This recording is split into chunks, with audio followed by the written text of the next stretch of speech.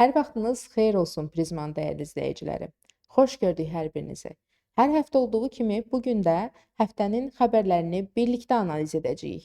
Elə isə başlayaq. Hər vaxtın xeyir sevinç, hər vaxtınız xeyir olsun əziz izləyicilər. Hər kəsə xoş izləmə diləyirəm. Elə isə sevinç, çox zaman itirmədən izləyicilərimizlə bərabər keçək ilk xəbərimizə. Keçək Aydan. Bu həftə yaman səs-küylü olub, ona görə mən də səbirsizlənirəm. Gəncədə qısqanc kişi cinayət törədib. İttiham aktına görə bir nəfər 35 yaşlı Seymur Mirzəyevin arvadına TikTokda mesaj yazaraq əxlaqsız təklif edib. Seymur müəyyən edib ki, həmin mesajı yazan özünün sinif yoldaşı Rəşiddir. Buna görə də o Rəşidi idarə etdiyi avtomobilə əyləşdirərək yazdığı mesajı göstərib və gözünə zərbə vurub.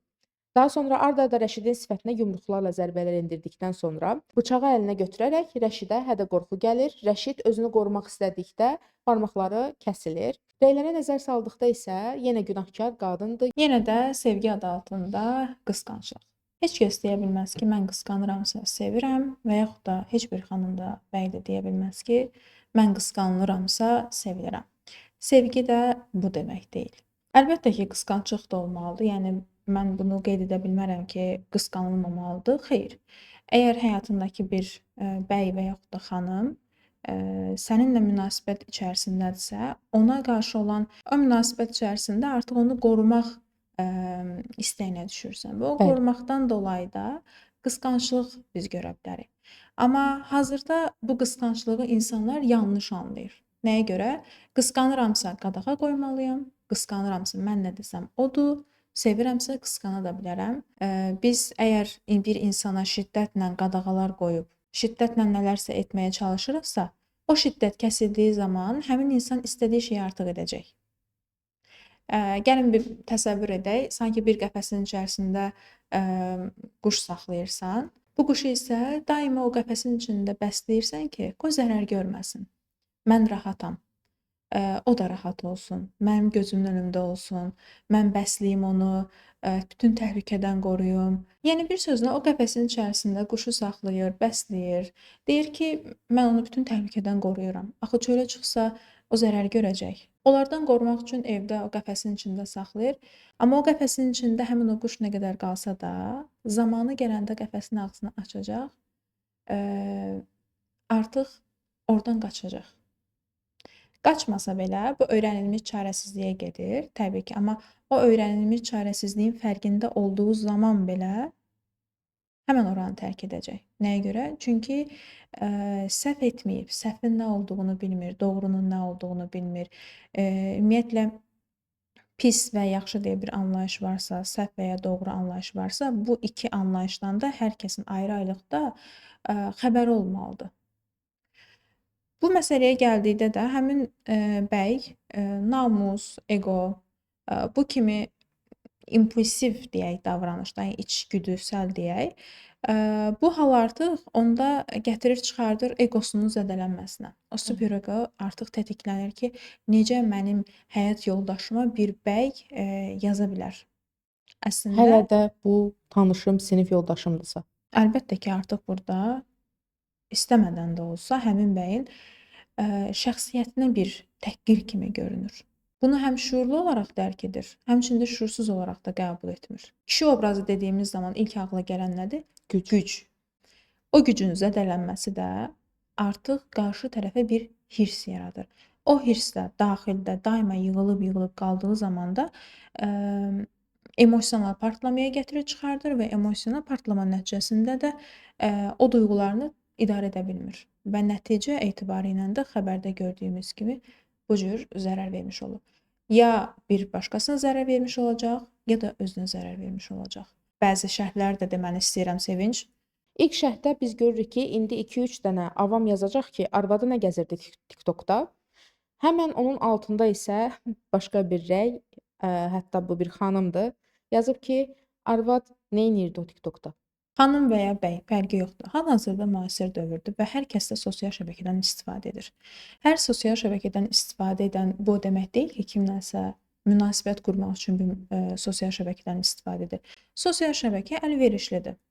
Hər kəsin o sosial şəbəkədən istifadə etmə seçimi isə fərqlənir. Bugün TikTok deyəndə insanlar təhlükə kimi algılayırlar. Halbuki insanlar dərk etmir ki, TikTok olmasa belə Yazmaq istəyən WhatsApp vasitəsilə də yaza bilir.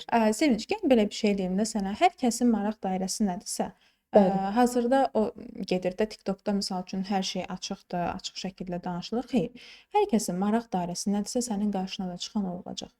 Hı hı. Məsələn, olur da indi sosial ortamlarda oluruq. Hər kəsin sosial şəbəkəsinə təsadüfən baxırıq, neyniriksə, yəni dost tanış arasında. Onda çıxan hər hansısa bir etik olmayan bir şey olsun, məndə çox zaman çıxmır şəxsən. Bəli. Yəni mənim maraq dairəmdə mən psixoloq olaraq qarşıma daha çox psixoloji olan mövzular çıxmış olur və yaxud da bir müəyyən bir hekayələr çıxır.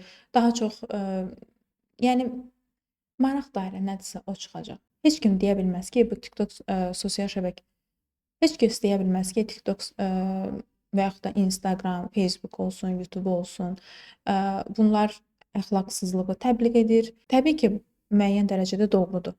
Amma yenə də az öncə qeyd etdiyim kimi, sosial şəbəkədən hər kəsin istifadə etmə qaydası fərqlidir. Yəni bu seçim artıq onlara məxsusdur. Yəni mən deyərdim ki, sosial platformaların heç bir günahı yoxdur. Ondan istifadə edən insanlarda yanlış düşüncələr var. Biz o sosial şəbəkələrin üzərinə düşərək nəsə dəyişə bilməyəcəyik. İnsanları maarifləndirib, təbii ki, yəni hər kəs maariflənmək istəmir. Maariflənməyə açıq olan şəxsləri biz müəyyən dərəcədə maarifləndirməyə bacaracağıq ki, digərlərinə də bu ötürülsün. Və mən bir daha qeyd etmək istəyirəm ki, əgər ortada bir əxlaqsızlıq varsa da, bu təbliğ olunursa da, yəni yetkin insanlardır bu insanlar. Öz düşüncələri, öz təfəkkürləri, öz beyinləri olmalıdır, düzdürmü? Biz uşaqlara deyə bilərik, bəli, təbliğ olunur, uşaqlar onu görür, öyrənir. Sən ki uşaq deyilsən. Elə burdan yola çıxaraq da növbəti xəbəri nəzərinə çatdırmaq istəyirəm. Azərbaycanda 16 yaşdan aşağı uşaqların sosial şəbəkələrdə hesab açmasının qadağan olunması təklif edilir. Bunu Milli Məclisin deputatı Kamal Cəfərov parlamentin bugünkü plenar iclasında deyib. Onun sözlərinə görə bununla bağlı qanunvericiliyə dəyişiklik edilməsi ilə bağlı müzakirə keçirilməlidir. Çox doğru və yerində qərar alınır. Valideynlər nə qədər də uzaqdan idarə etsələr də uşaqların daxil olduğu yerləri. Amma bəzən qarşılarına çıxan reklam belə harasa yönəldə bilər. Adi günü bu gün YouTube-da hər hansısa bir videoya baxırsan, qarşına qumar videoları çıxmış olur. Bu artıq, yəni bu kimi görüntülər insan beynində vizualdır. Yəni nəyi görürsə onu artıq beyninə birbaşa kopyalamış olur. Onu kopyaladıktan sonra isə artıq beyin axtarışa keçir ki, mənim bu gördüyüm şey nədir? Sual verir və sual verdiyi zaman da beyin avtomatik olaraq cavab axtarmağa keçir. Cavab axtara-axtara da gəlir həmin o misal üçün qumar asıllığının özü olsun, narkotik asıllığının özü olsun. Bunların hər biri antireklam adlanır. Olmaz deyilən hər bir hadisə olsun və yaxud da istifadəyə yararsız olan hər hansısa bir nələrsə deyək, bunlar reklam edilir, antireklam olur və gedir artıq insan beynində necədir? Qadağaları qəbul etmir, olmazları qəbul etmir. Səbəb bilinmədiyi müddətdə. İzahat yoxdursa, olmaz deyilirsə, beyin niyə sual verir? Niyə sualı verdiyi zaman isə cavaba fokuslanmış olur. O cavabı tapmayana kimi də beyin rahat durmur. Heç nə olmasa belə, bugün azyaşlı uşaqlar xəbər saytlarına girə bilirlər, oradan xəbərləri oxuya bilirlər, kifayət qədər cinayət hadisələri var. Bunları oxuduqda onların psixologiyasına necə təsir edir? Yəni valideynlər soruşur, bəzən cavab ala bilmir. Neyniyir? Çox təsir edəcək təbii ki. Yəni adi bizim, yəni normal 18 yaşdan üstü olan şəxsləri götürək, onların qarşısına belə hər hansısa bir ürək burxan, boğazda düyüm yaradan bir xəbər çıxanda psixologiyasına təsir edir. O hadisə beyində tetiklənmiş olur. Onun travması varsa tetiklənəcək bu. O uşaqda o travma olmasa belə, amma o hadisə onda travmatik bir hadisə olaraq yadında qala bilər. Ya da özünküləşdirə bilər. Məsələn, necə özünküləşdirə bilər? Sevgi görməyən bir uşaq götürək, diqqət çəkmək üçün hər zaman xəstə olmaq və yaxud da təhlükədə hiss etmək, yazıq qismində, qurban qismində olmaq daha rahat gəlir. Nəyə görə? Çünki bu zaman artıq daha çox sevgi görür. Düzdür. Əslində isə onun heç bir problemi yoxdur. Onun o gördüyü sevgi, qayğı bunu cavab olaraq görür ki, mən bu cür etsəm mənə daha çox sevgi göstərəcəklər. Davranış pozuntusunun da səbəbi budur. Uşaq diqqətdən nə qədər əksik qalsa, telefon asılılısı da olacaq, qumar asılılısı da olacaq, narkotik asılılısı olsun, və yaxud da digər asıllıq növü olsun və ya qurban rolunda olsun, münasibətlərində qaydasında getməyən hər hansı bir nüanslar olsun. Yəni bunlar qaçılmazdır artıq. Biz nə qədər övladımızı dinləsək, anlasaq, onların yanında olmağı bacarsaq, duyğuları doğru şəkildə ötürməyi bacarsaq, bəzən valideynlər bunları da yanlış anlayır ki, mən aşırı dərəcədə sevgi verim. Xeyr, yerində sevgi vermək lazımdır. Balanslı şəkildə olmalıdır. Həyat balans üzərində qurulub. O balans nə qədər qorunsa, bir o qədər də hər şey öz qaydasında gedəcək. Bilirsiniz Aydan xanım, heç bu gün siz dediklərinizi qəbul etmir insanlar. Nə olub ki deyir? Yəni nə var ki cəmiyyətdə? Və yaxud da siz deyirsiniz ki, uşaqlıqdan diqqət əskikliyi. Deyir, biz də o vaxt elə olmuşuq da, biz də elə böyümüşük də. Amma bu insanlar dərk etmir ki, bu gün həftə ərzində olan xəbərlərin ən az 3-4-ü narkotik vasitəsilə bağlıdır. Daha sonra cinayətlərlə bağlıdır. Yəni bu xəbərlər sizə kifayət etmirmi? Durub bir düşünəsiz harda səhv etdiyinizi. Bizim dövrümüzdə psixoloqlar yox idi. Hətta belə bir söz də deyilir, COVID-19-dan sonra psixoloqlar daha çox artdı. Nəyə Bəli. görə? Çünki onlar daima öndə oldular. Yaxşı o zaman, nəyə görə ön plana keçdi axı bu psixoloqlar? Burada bir sual vermək lazımdır. Nə problem var idi ki, psixoloqların artımı bu qədər çox oldu? Səbəb? Demək ki, nəsə var imiş. Bizim dövrümüzdə belə deyildi deməklə heç nə düzəlmir. Hal-hazırda sizin dövrünüz deyil. Səbəb nədir? O dövrdə biz bunu görmürdük. Sosial şəbəkə yox idi, telefonlar yox idi. Heç kimin bir-birindən məlumatı yox idi. Ancaq eyni kənd daxilində olsaydılar bir-birlərindən xəbərlər olardı. Amma mən hətta deyərdim ki, o dövrdə daha çox problem var idi, nəinki indiki dövrdə. Çünki indiki dövrdə texnologiya daha çox inkişaf edib və göz önündə hər şey var. Ən azından insanı, yəni heyvandan fərqləndirən şey nədir? Onun əxlaqı və utanc hissinin olmasıdır. Bəli. Reallaşdıracağı hər hansı bir hadisəyə belə mane olur o utanc hissi. Yəni texnologiyanın üstünə bu qədər düşməyə gərək yoxdur. Əslində texnologiyanı düzgün şəkildə istifadə etməyi uşaqlara da biz öyrətməliyik, maarifləndirməliyik. O qayda olsun. Mən şəxsən bir psixoloq olaraq müəyyən dərəcədə bəli, tərəfdarıyam. Çünki hər bir sosial şəbəkənin öz yaş aralığı var. O yaş aralığına baxmayaraq İstənilən yaşda insanlar ondan istifadə edir, uşağından böyüyünə kimi. Bilirsən necədir Aydan? Əslində xüsusi proqramlar var idi. Hansı ki valideynlər nəzarət altında sosial şəbəkələrə buraxa bilirdi uşaqları. Sevinç, bunu bir valideyn edəcək, Bəli, bəli. 2 valideyn edəcək, amma bütün valideynlər edə bilmir axı. Bütün Bəziləri valideynlərin, etmir. bəli, bəzilərinin heç ümumiyyətlə mən deyərdim xəbəri yoxdur onlardan. Bəs onlar nə etsin? Valideyn öz evinin içində müəyyən bir dərəcədə mane olacaq. Axı bu uşaq sosiallaşır, uşaq inkişaf etdikcə ətrafında uşaqlar da, insanlar da artmış olacaq. Evindən görməsə belə ətrafdan görəcək artıq bunu. Elə ailə, valideyn, övlad münasibətlərinə toxunmuşkən mən istəyirdim bu xəbəri də sənin diqqətinə çatdırım. Göygöl rayonunda ailə münaqişəsi zəminində yaranan mübahisə zamanı gəlini Nigara xəsarətlər yetirib qaynatası. Hadisə 10 fevral 2025-ci ildə rayonun kəndlərindən birində baş verib. Həşim yaşadıkları evdə gəlini Nigarın otağının qapısını açıq qoyması səbəbindən irad bildirib. Aralarında şəxsi münasibətlər zəminində o yaranmış mübahisə zamanı gəlini söyərək təhqir edib. Otaqda olan baltanı götürüb və həmin baltanın sapı ilə gəlinin baş nahiyəsindən bir dəfə vurub. Hadisəni törədən Həşimin barəsində Cinayət Məcəlləsinin 128-ci qəsdən sağlamlığa zərər vermə maddəsi ilə ittiham elan edilib. Xəbərdən əlavə Aydan mən istəyirəm rəyləri nəzərinə çatdırım sənin. Rəylərdə gəlin, qaynana, gəlin, qaynata münasibətləri ilə bağlı fikirlər səsləndirilir. Bir qrup insanlar ümumiyyətlə ailə üstünə ailə olmaz. Gəlinlə qaynata və yaxud da qaynana niyə bir yerdə yaşayır ki, deyə irad bildirərkən, digər qrup insanlar isə bu insanlara siz niyə belə düşünürsüz? Mənim sevdiyim insanın atası, anası mənim də atam, anamdır. Biz bir yerdə niyə yaşamayaq ki, deyə digər qrupa qarşı çıxır. Bu məsələ ilə bağlı sənin fikirlərin mənə maraqlıdır. Göygöl rayonunda baş verən bu hadisə kiçik bir məişət hadisəsi olaraq görünsə də, amma çox ağır bir nəticə ilə özünü göstərmiş oldu. Səbəb nə yazılmışdı orada? Misal üçün burada oxuyum xəbərdə. Hadisənin səbəbi otaq qapısının açıq qalması idi. Amma bu psixologiyada nədir? Kiçik görünən hər hansısa bir nüans deyək, hadisə olsun. Bu sadəcə olaraq o hadisə ilə bağlı deyil. Yığılmış olan hadisələrin son nəticəsidir.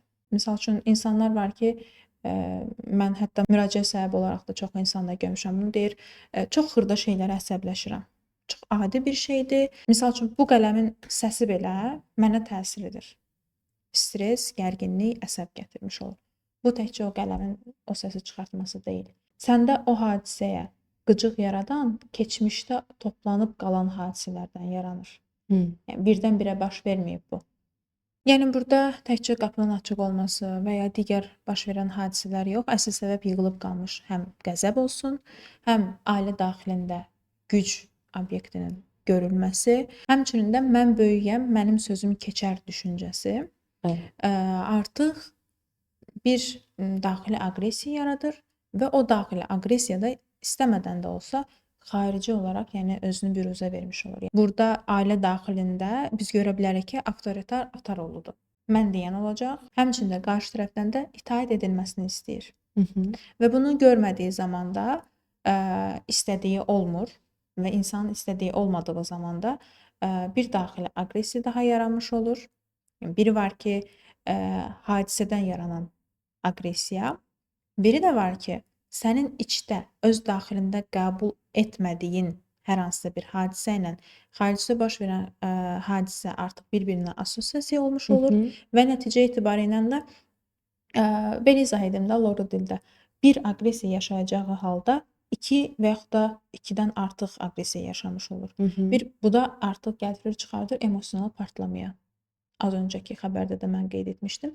Yəni o həmin insan da artıq affekt halda olur, o duyğuların qarmaşasında olur, sağlam düşünə bilmir. Mən bunu neçə dəfələrlə verilişlərimizdə qeyd etmişəm. Əksər cinayətin səbəbi budur. Hadisəni törətdikdən sonra isə qaynata evdən uzaqlaşır. Yəni buna isə səbəb nədir artıq? Həmin şəxsin sakit mühitə getməsidir. Artıq onu beyin tələb edir. Mənim sakitləşməyim lazımdır. Mən sakitləşim ki, toparlanım. Emosional olaraq da özümü cilovlaya bilim.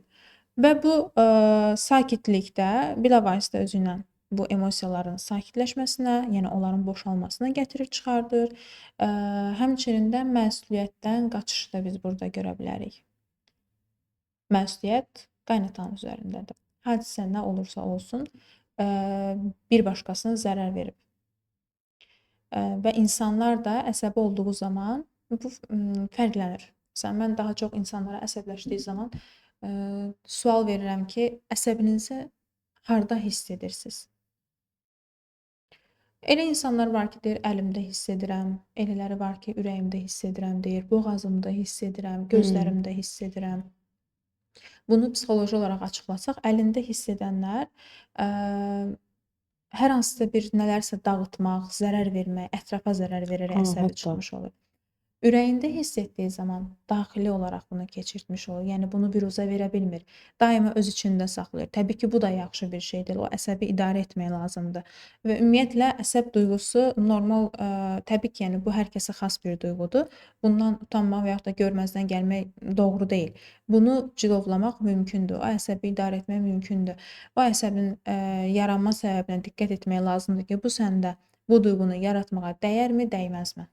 Bəs dedin ki, əsəbi olduqda insanlar başqa-başqa orqanlarında, başqa-başqa hissələrdə hiss edir o əsəbləri. Bəli. Bunun nəticəsində nə olur bəs bədənimizdə fiziki olaraq görə bildiyimiz nə dəyişikliklər baş verir?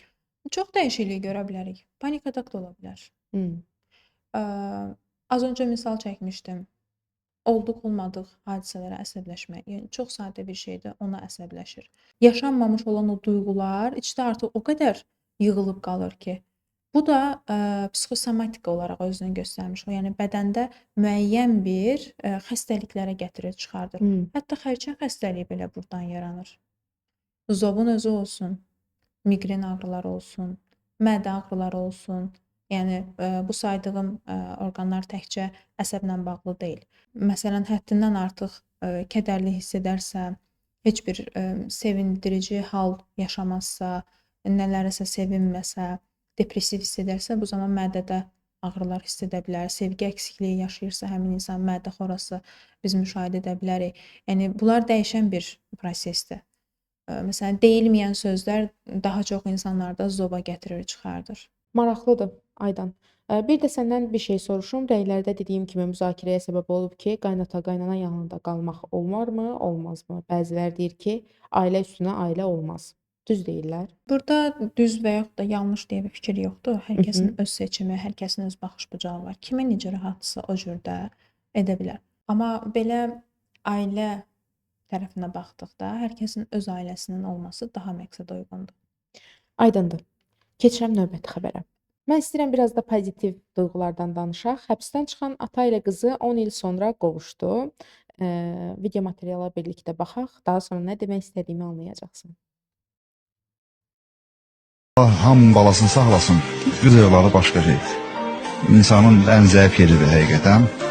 Qızın yerini yaman da qızdır, yanan da qızdır. Amma ki qızım mənim nəfəsimdir.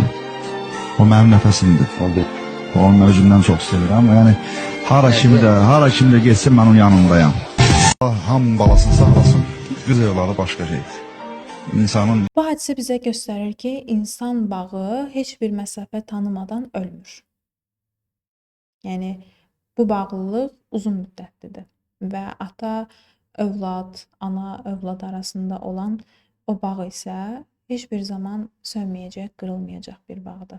Psixoloji olaraq da bunu qeyd edim ki, uzun müddət ayrı qaldığı zaman insan araya bir həsrət girir. Yəni o sanki o duyğuların qarmaşası yaranır və duyğular da qarışıq olanda gərginlik biz görə bilərik.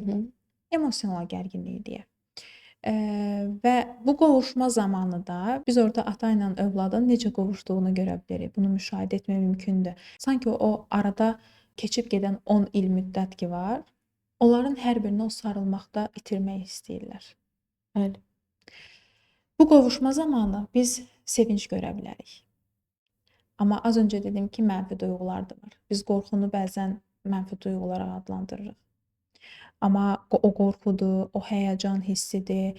Bunlar hər biri bir bütün olaraq həmin o həsrəti ortaya çıxardır.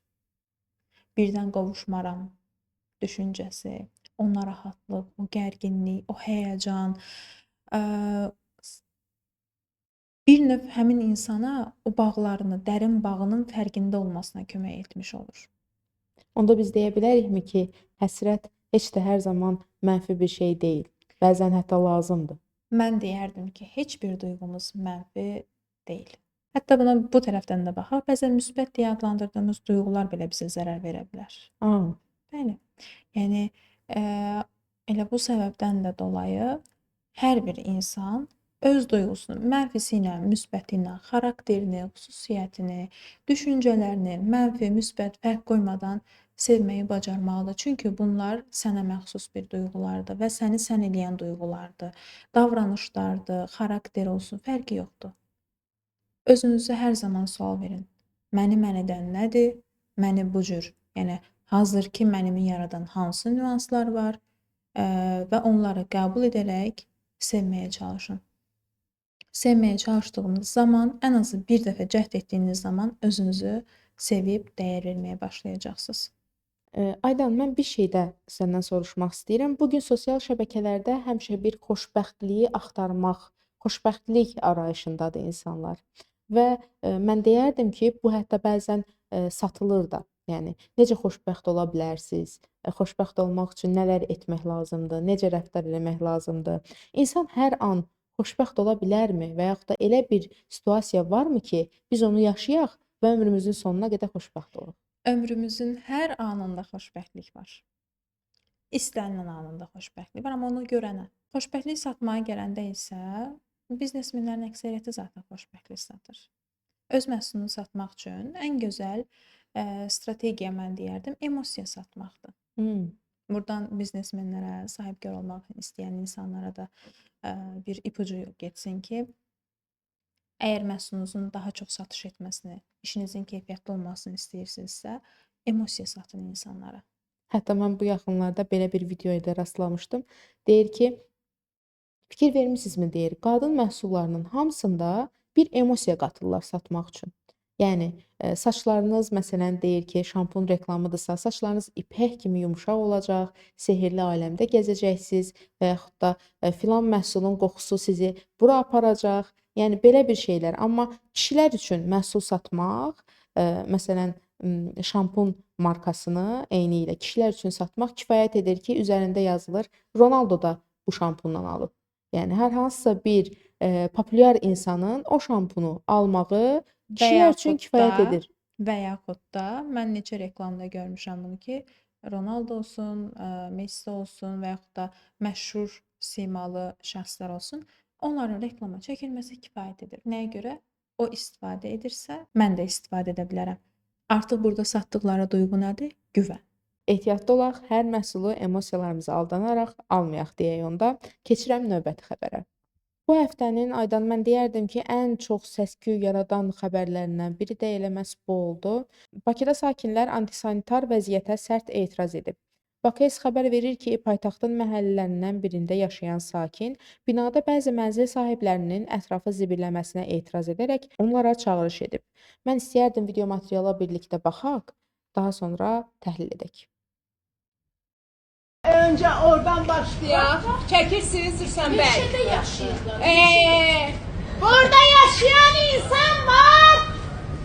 Yoksa her biriniz yani başka söz diyeceğim de sosyallaştıracak istemiyorum. Çıkın göre. Ay millet. Gelin hanımlar yanıma. Bakın çok xahiş edirəm. Bu videonu gören, bilen, blogerlərin səhifəsində çox paylaşımlara baxırsınız, bəyənirsiniz, ancaq yemək, içmək düşünürsünüz. Bəli, mən bunlar kimi geyinmişəm, bu xanımlar, bu atay kimi. Ayıb deyil, eyni vaxtı deyirsiniz ki, ay böyüyə hörmət yoxdur, ay kiçiyə hörmət yoxdur. Nə olar ki, 500 manat pul üçün çıxırlarsa, siz yolka bəzəyiblər. Bir buna baxın, əsəbimdən yolka deyirəm. Yiyinlər. Kloku zibil klokunu göydən aşağı. İndi buna bak, sokları içiblər. Aha, mən indi, siz paz eləyin. Mən əcəyimi gətirim. İnsan yok, öyle heyvan yok, heyvan. Heyvan var, heyvan. Ay eşeği atmayın yere dedi.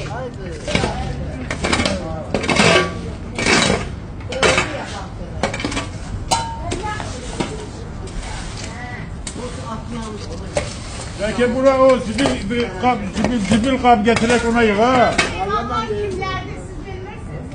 Bəlkə görmürsünüz. Təəssüf hissi ilə bildirmək istəyirəm ki, video materialda da gördüyün kimi vəziyyət mühümdür. Sənin fikirlərini alım. Onsuz hamı edir. Mən atsam nə olacaq ki? Mənim zibili yerə atmağımla, atmamağımla yer təmiz qalmayacaq. Yəni, mən etsəm də, etməsəm də önəm kəsb etmir. Bəs yaxşı, səni görüb axı bir başqası da atacaq. Sən mane olmalısan ən azından buna. Məsələn, övladlarımızın yanında da bəzən elə olur ki, mən müşahidə etmişəm. Ana öz övladına deyir ki, əlində nəsə səhv etmirəmsə, meyvə şirəsi içir uşaq. Uşaq atmaq istəyir yerə. Anası qayıdır dedi ki, atma. Ver mənə, qoyum sumkama ya da qarşıda gedəndə əgər zibil qutusu görsək, atarıq ora. Və bunu çox o qədər gözəl izah edirdi ki. Və mən deyərdim ki, hazırki dövrdə əksər analar, əksər atalar övladlarına daha səbirlə, təmkinli şəkildə və ona izahatla yanaşırlar. Bu da ən gözəl tərbiyə üsuludur. Mən çox sevdim o hadisəni. Yəni, uşağına artıq öyrətdi ki, yeri çirkləndirmək olmaz. Və heç bu olmasın. Bir başqası olsun. Böyük olsun, yanında uşağı var. Və ya heç öz uşağı olmasın. Bir başqasının uşağı, kənarda olan birisi olsun. Mən içdim deyə atdım onu yerə. O uşaq da görəcək ki, o böyükdür axı. Mənə də öyrədilib ki, böyüklər nə etsə düz edir. Böyünün sözünə qulaq as, böyüyə yol ver kimi kəlmələr.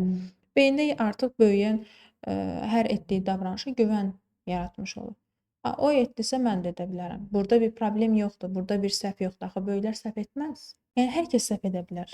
Hər kəs mükəmməl deyə bir anlayış yoxdur və belə bir anlayışın ortaya qoyulması belə yanlışdır. Mükəmməl anlayış yoxdur. Bunu bir nəfər belə ağlından çıxarsa çox şey həll olacaq. Nəysə, mövzumuz bu deyil. Bu videoyla bağlı bunu demək istəyərdim ki, bu video artıq sanki hər şey, yəni az öncəki xəbərlə bir çox şeylə bağlıdır. Bir dəfə baş verməyib bu hadisə. Bir neçə dəfələrlə baş verib ki, axırda video çəkərək bunu görsəlləşdirərək insanlara sunublar ki, yəni ən azından siz etməyin, bunun bizə təsir etdiyini görün. Hər kəsin təbii ki, yəni öz vəzifəsi var, öhdəlikləri var, məsuliyyəti var. Amma bu o demək deyil ki, o onun məsuliyyəti altındadsa biz istədiyimiz kimi davrana bilərik. Xeyr. Bilirsən maraqlısı nədir Aydan? Düşüb həyətə atmırlar. Pəncərədən tullayırlar zibilləri. Yəni Klokov yığır, bildiyiniz evin bütün zibilini paketə yığıb pəncərədən çölə atırlar. Bu hansı müasirlikdir? Bu hansı həddir? Hətta antisanitariya təkcə təmizlik deyil, psixoloji sağlamlığın təmizliyi deməkdir. Onun sağlamlığı deməkdir. O psixi sağlamlığı qorumaq lazımdır. Təkcə təbiəti qorumuruq biz, özümüz də qorumuş oluruq təbiəti qoruyaraq. Yəni bu cür antisanitar mühit hər bir insanda aqressiya, stres yaradacaq, birlik olma düşüncəsini belə məhv edəcək. Hətta mən şərhlərdə bir rəyə rastladım. Deyir ki, bu insanlar deyir necə pint edirlər, gör evləri nə gündədir. Ki mənə maraqlıdır. Səliqə, səhmana fikir verən insanla fikir verməyən insanın psixologiyası arasında fərqlər varmı ümumiyyətlə? Psixologiyasında əlbəttə ki, fərq var.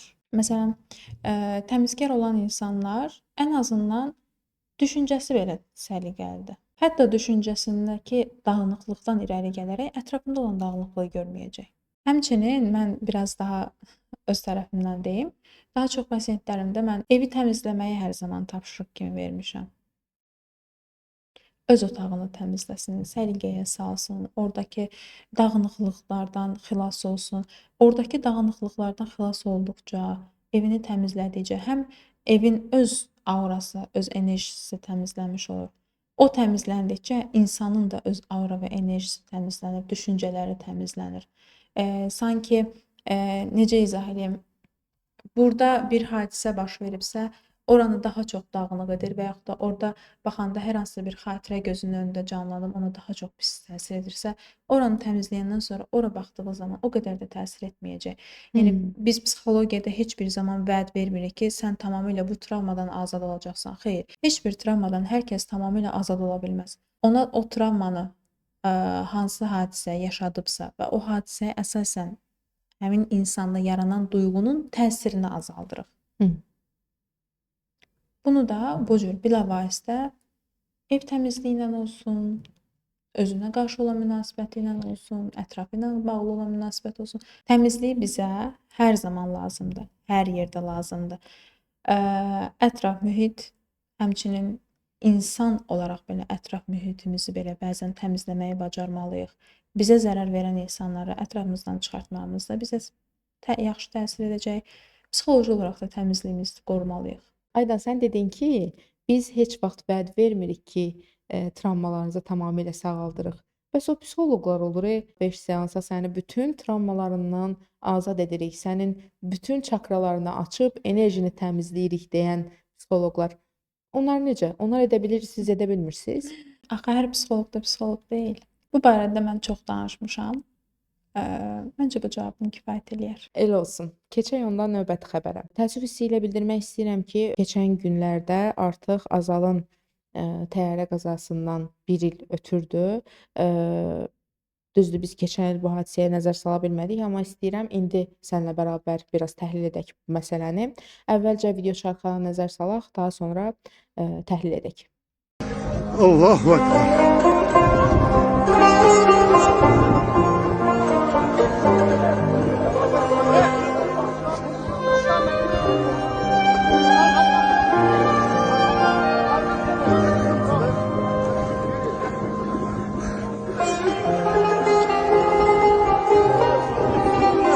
Buradan rəhmətə gedənlərin ailələrinə, yaxınlarına başsağlığı diləyirik. Qəzadan sağ çıxan insanı gördük biz videoda. Nə deyə bilərsən Aydan, psixoloji vəziyyəti ilə bağlı, ümumiyyətlə belə qəza anında insanlar nə hiss edir, nə yaşayır? Sonradan bu yaşadıkları, hiss etdikləri onlarda hansı izləri qoyur? Bu kimi hadisələr təbii ki, yəni təkcə bir nəfərə təsir edən travma deyil, kollektiv olaraq insanlara travmatik nəticə ilə iz buraxmış olur. Bizim burada itkilərimiz də oldu. Çox təəssüf ki, rəhmət edirəm, ruhları şad olsun. Bu hadisədən sonra təbii ki, əksər insanda qorxu var. Həm bu hadisəni yaşayan, həmçinin də bu hadisəni yaşamayıb, sadəcə kənardan şahid olan şəxslər. Yəni biz özümüz belə olsun. Bəli. Bizə belə müəyyən bir dərəcədə güvənsizlik hissinə gətirir, çıxartdı. Burada psixoloji cəhətdən nə yaranır? Uçuş fobiyası yarana bilər insanlarda. mənim də başıma gələr düşüncəsi ilə. Hətta müəyyən bir kütlə onsuz da təyyarədən qorxuları var idi. Sanki bu qəzada onun o qorxusunun üzərinə ikinci bir qorxunu gətirmiş oldu. Çünki təsdiqləndi. Öncədən cavab tapmırdı. Səbəbi olmayan bir qorxu var idi ortada. Amma bu hadisə onda artıq beyində təsdiqlədi ki, bəli, onun başına gəlibsə, mənim də başıma gələ bilər və bu qorxu çevrildi fobiyaya. Bəli. Risk etməkdən. Artıq risk etməkdən çəkinəcək, o hadisəni qavramaqda çətinlik çəkəcək. Bu hadisəni yaşamasa belə, yuxularında belə görə bilər. Özü ilə eyniləşdirir, ümumiləşdirir. Hətta o hadisəni özünküləşdirə bilər. Sanki özü yaşamış kimi. Bu da psixoloji olaraq həssas olan insanlarda daha çox biz müşahidə edə bilərik. Hətta mən bildiyim qədər təyyarədə o işçilər sərnişinlərə qəza zamanı olan müəyyən bir proseslər haqqında məlumat verirlər. Əvvəlcədən də məlumat verirlər. Hətta biz qəza zamanı da Hökümə xanımın səsini də biz eşidirik. O nə qədər özü qorxsa belə, hər şeyin, ümumiyyətlə bütün təhlükənin, vəziyyətin fərqində olsa belə sakitləşdirməyə çalışır. Əlbəttə ki, bu cür ekstremal hadisələr zamanı insanlar soyuqqanlı olmalıdır. Daha çox isə məsul olan şəxslər soyuqqanlılığını qorumağı bacarmalıdır. Soyuqqanlı olmaq üçün həmin hadisədən bizim xəbərimiz olmalıdır. Bir hadisədə nə qədər məlumatımız olsa, dolğun şəkildə də qorunmağı bacaracağıq. Çünki mənim o haqqda məlumatım var. İndiki dövrdə də hər bir kəs deməməlidir ki, mən bu seminara, bu təlimə nə üçün getməliyəm? Mənim yararım nə olacaq? Sənin üçün indiki dövrdə mənasız gələn, gərəksiz gələn, o qədər də önəm kəsb etməyən hər hansısa bir məlumat sənə zamanı gələndə elə bir yerdə lazım olur ki, kəşkə gedərdim deyə belə düşünə bilərsən. Və yaxud da kaş ki mən radioda eşidirdim, onu dinləmədim. Kaş ki sona kimi dinləyərdim, lazım olardı. Bəzən biz eşitdiklərimizi, gördüklərimizi mənasızlaşdırmamalıyıq. Bu həyatda heç bir şey mənasız deyil. Baş verən kiçik bir hadisə belə mənasız deyil. Bizim üçün bir önəmi var ki, biz o hadisəni yaşayırıq. Bu hadisədə isə təbii ki, yəni insanlarda fobiyaları biz görə bilərik. Bunların da qarşısını almaq üçün, yəni ümumiyyətlə insanlar düşünməlidir ki, onun başına gəlibsə, mənim başıma gələcək deyə bir şey yoxdur. Və təyyarə qəzası hər zaman baş verəcək bir hadisə deyil. İndi keçə bilərsiniz. Bitirək. Nə deyim bundan sonra? Nəsə deməliyəm, sonra bitirməliyik. Bəli, təşəkkür edirəm Aydan fikirlərin üçün, təhlillərin üçün. Bugün danışdıqlarımıza görə də hər zaman bugünkü danışıqlarımıza əsasən də sənə təşəkkür edirəm Aydan. Bəli Aydan, təşəkkür edirəm. Yox, bu cür deyil. Narahat olma. Hə, bugün danışdıqlarımıza əsasən sənə təşəkkür edirəm təhlillər üçün, fikirlərin üçün. Bir buraxılışın daha sonuna gəldik. Mən istəyirəm sağollaşaq birlikdə. Mənə söz verəcəksən? Təbii ki. Ümumiyyətlə həftənin təhlilinə baxdıqda nə gördün Aydan? Daha çox yenə digər verilişlərimizdə olduğu kimi də valideyn-övlad münasibətini gördük, ailə institutunu da görmüş olduq. Həmçinin ekstremal hadisələr zamanı insanların davranışı olsun, bunu gördüm. Bunların hər birini ümumiləşdirsək, özümüzə qarşı olan münasibətimizi qaydasına salaq, həmçinin özümüzü hər zaman maarifləndirməyi bacaraq. Ola bilər mənim bugün burada dediklərimi və yaxud da sənin bugün burada dediklərini bəzi insanlar qəbul etməyə bilər. Biz öz üzərimizə düşəni edirik. Bizi doğru anlayanlar da var, yanlış anlayanlar da var. Bizim məqsədimiz maarifləndirməkdir, məlumat verməkdir və bu məqsədimdən isə heç bir zaman dönməyəcəm. Kim nə deyirsə desin. Elə mən də dönməyəcəm. Belə, əziz izləyicilər, gələn görüşlərə qədər deyirəm, sağ olun, salamat qalın.